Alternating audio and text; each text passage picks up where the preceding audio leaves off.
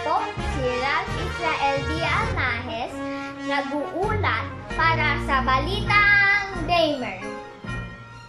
Ang aking iuulat ay mula sa Balitang Bayan noong Biyernes, Setyembre 10, 2022.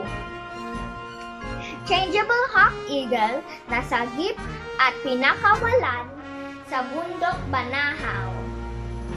Sa bayan ng Lukban, Quezon, nitong Huwebes ay aksidenteng pumasok sa kulungan ng mga manok ang Changeable Hawk Eagle upang kainin ang mga ito.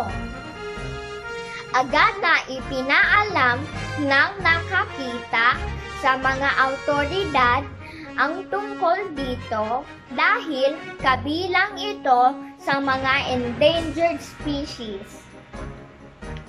Nitong Biyernes, matapos matiyak na malusog at maayos ang kondisyon ng agila, ito ay kanilang pinakawalan sa bundok Banahaw. Ang aking opinyon, ako ay sang-ayon sa pagpapakawala ng Changeable Hawk Eagle.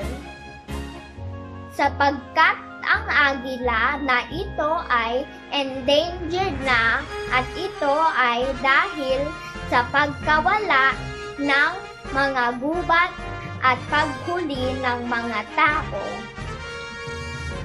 Sila ay dapat nating pangalagaan at hayaang lumipad ng malaya. Muli, ako po si Ralph Israel D. Anajes, nag-uulat para sa Balitang Damer.